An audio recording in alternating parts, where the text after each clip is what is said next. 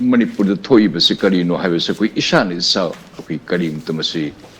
What if the Lobungam day? Karamamatam the Kari Tokani, Achumangangi, Achumbangang with the Suwarubayawi, Adigi, Mas Aran Mani and Hairu Sulaga, Akwide, Kangde, Amade Kangde, my life attempt over Yauri. Masipunum said, Hajigi Matam the talk about the credit Pagadavayani. Akwi freedom of speech, 1901A, the Piriba, Adigi Manipur Lenga, Sigatoiba, Manipur Prajamayam, say, Avatari, Pulamusia Pongdo Pusu, Kaya Ning Tung the Pongdo Puya, the Boom Seto, you hide, Maramata Kusakarabdi, Highway, the Kusa High, Chumi. Adu Hadik Toibet, doctor, medical department, gi doctor, Highway, Mayamna, normal human being, Degidi. Harikta de takwang na de moy bu lobby tob tambi masa to sa toy masa may profession na may all medical doctors pun makluan honest oy have adu sa mong natte wa tok to su yaw ti angak pa de toy kana gumna hay makoy se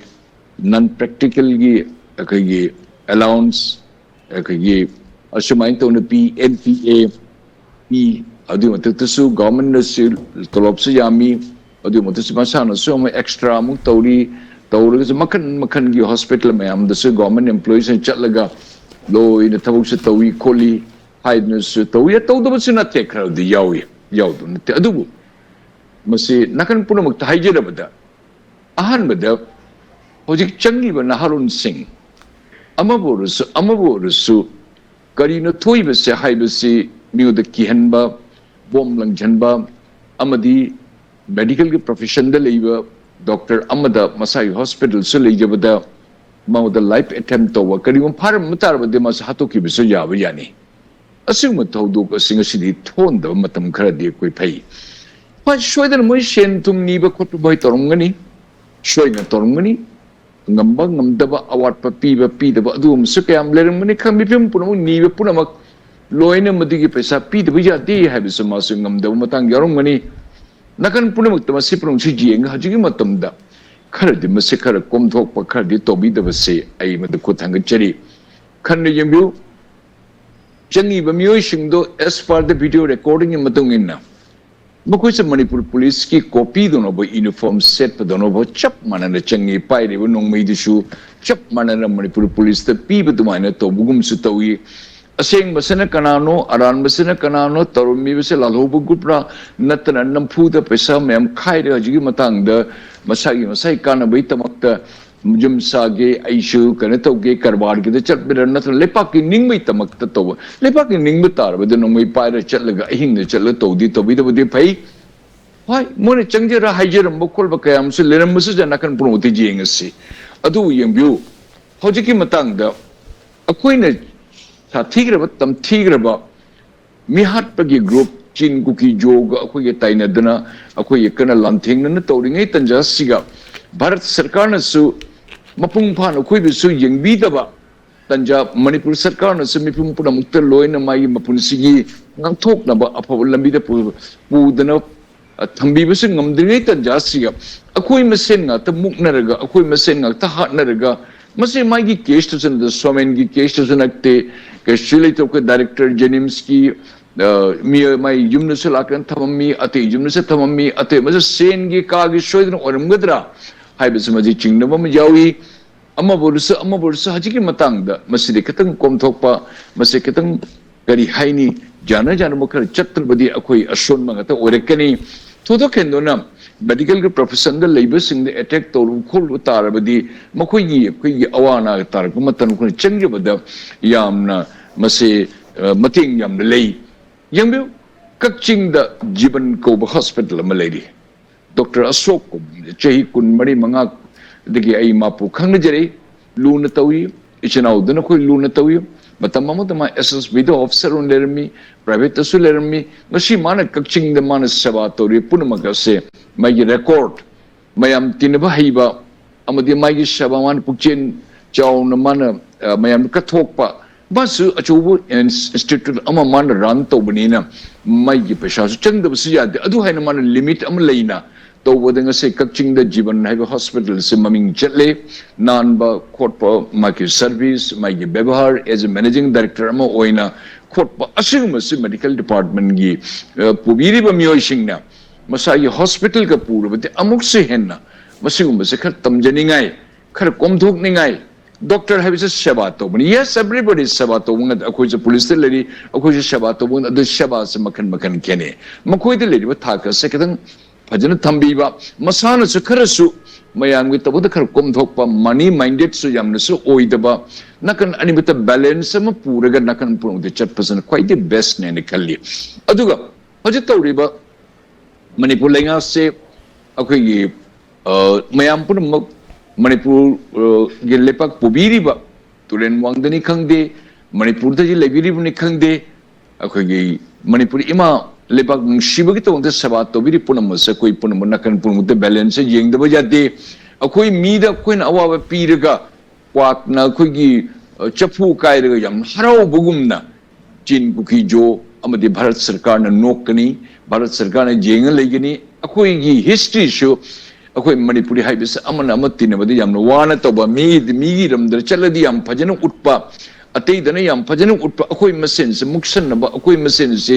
अमन अम फजन चनलोन चनकांगबिदा फजन व्यवहार तौनदबस मेति ईद याम Xavi anyway अमोर हजिगी मतंगदा लालहोबुक लेपाक नापिरिबा अखोइ थागचै Bharat सरकार ने जंगबिद्रबनिना Manipur police ना होनेबिरिबा अदुसु याई Manipur police खंगदे अम खंगदे हजिगी मतमदा फजन Luna तोबियु खोटपियु अदु मरक्ता लाई साबा यावरिबा लेपाक निंबगी मिंगदा Shane खाइब खोटपा अरानब थबक तौद्रि मदिरि तोबिगनु मिंगोदा किहनब खोटपा नोमैना तबु खोपा समसे याम नमसे तहोइदब थबकने अदुन अदि महत्ता फजन वरी उतै साबा खोर चुमी ऑर्गेनाइजेशन अम लिंगक पताबदा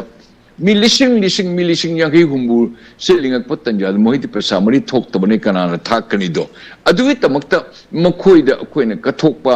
मखोइदा अखोइना खरा मतिंग पांगबसे मसिस अखोइ येंगदबने लेरिबल से एग्जांपल ngase aramam अखोइगी अरमबाई तंगोल लेरि अरमबाई तंगोल हाइसे लेरमदब तारदे मणिपुर द करी थोंगबदेगे आमेने से अखोइ येंगबिदे असम राइफल से अखोइ येंगबिदे सीआरपीएफ ने से येंगबिदे अदिगी बीएसएफ ने से येंगबंगमदे अदे आईटीबीपी ने से कोई येंगबंगमदे आरपीएफ ने से येंगबंगमदे मणिपुर पुलिस हारे स्वाइद मतेक तंगाता तौदन लेरे अखोइ मीरंगाता मणिपुर पुलिस द पीरबे इन कोई भारत के न्याय संहिता द पीरिबा सेक्शन मयाम पुनमुक्तो मदुगी अगेंस्ट द मिटिनी हाइदन मणिपुरी नि हाइदन कुमथो हाइबन नचदे अखोने तौबंगम दब क्या मर on humanitarian service to mankind service to God नोमै मरुन गत कापग थिलंग अत सर्विस तो बनते there is some sort of some consideration some gap अखोगे some distance ama certain limitation am leibe yam darkar leide maram de koi against Bharat सरकार ना वो चक्र बनीना अखोई against armed forces बनम लोने चक्र बनीना अखोई मसेन त हानबो खोनबो किहेनबो खोटपसे तो बिदब फै आई illegally the encouragement तो हाइब नते अदु शेन के दरकार ले शेन से दरकार ले बनीना अदोम गिसु लालहोबु ग्रुप किसु मरक तो के लेपा के सेवा तोबगी ग्रुप किसु शेन के दरकार ले अदु मसे कर मोंग द चथरगा इंग तपना तंगदु लेतान चथतना हाइजबो खोचबो तौरगा मसे नकन पुनु जारे चटन फगदरा हाइब समतंग आई मसे थमजके अदु पर्टिकुलरली डॉक्टर सोमेन द तौरिसे करिनो अचुम मसे खंगदरे आई हाइजसे डॉक्टर हाइसे नॉर्मल ह्यूमन बीइंग द थाकमा वांगना मखोय बुद लवी करी की मरम मापु चार्ज तौन सुजु खंगदे शेन की मरम ददि सोइन ओरमगने ताई शेन की मरम तो ओइरगा नोमै पाइब सुमाने एसएलआर गुम्बा AK-47 गुम्बा मानब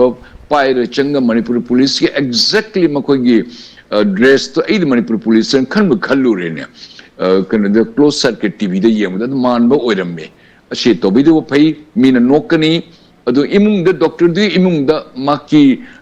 हॉस्पिटल द करी थोंग में दिगम द खने जिंगबिउ मयाम की दन शोर होलमोय तुम बजारमोय अदो करी फरम बतारदी मापु हातो पसु जाबो जानी मापु अवाब द जम ताहन बसु जा मंगजब से कोई त मंगजम ngatan मसे कोई खंदमिने बु यम दरकार लेरी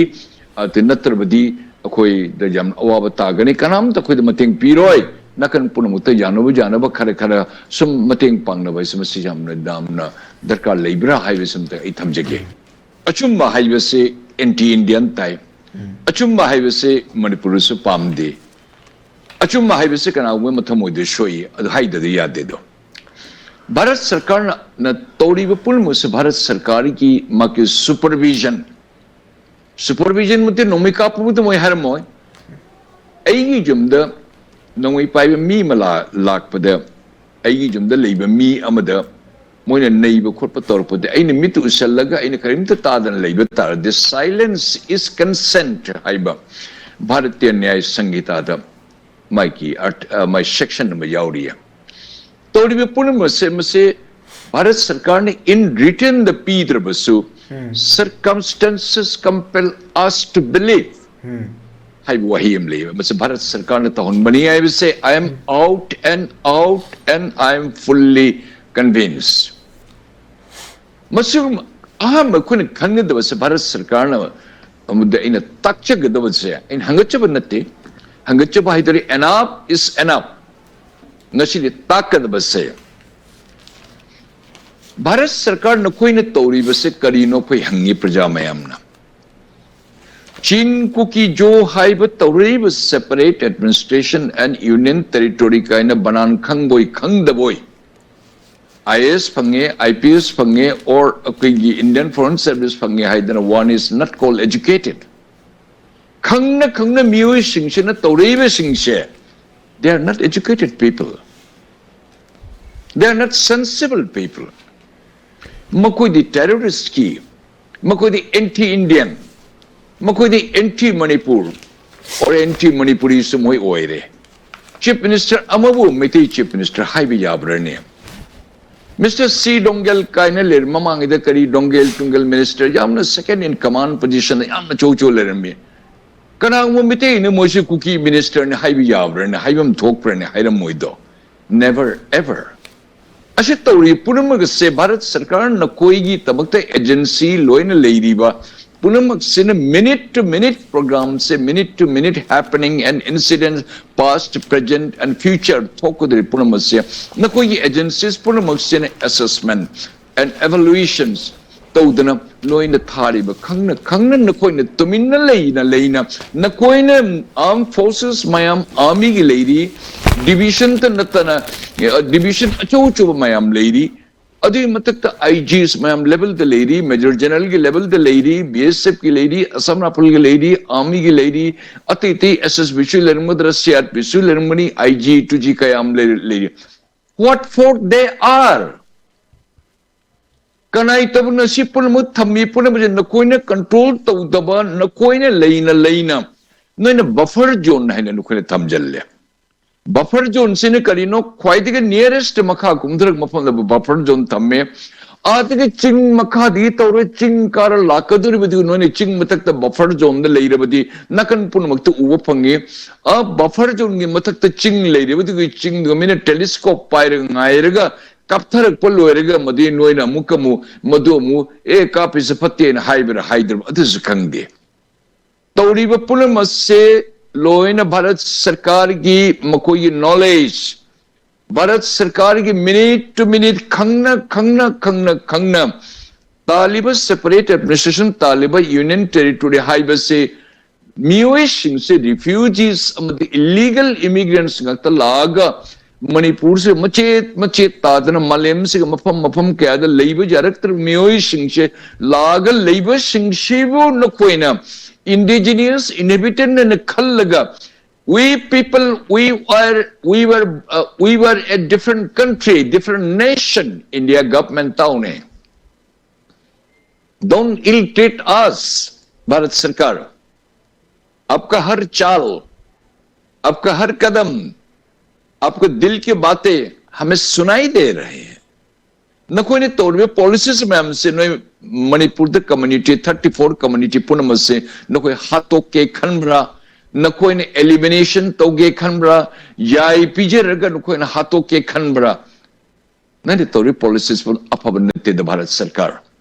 न कोई नबुक सेंगदे न कोई की नथमोई सेंगदे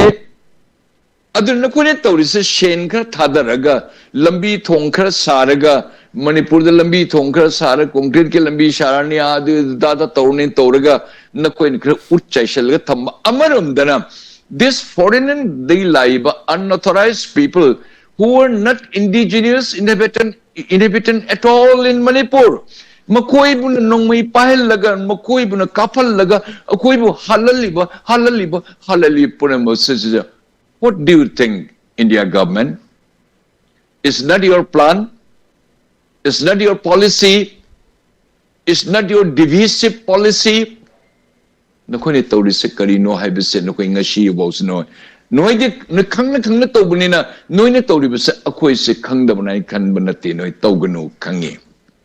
Aduna tahulliba to puna magase tanchang isai ngo makoi ne tahun bani.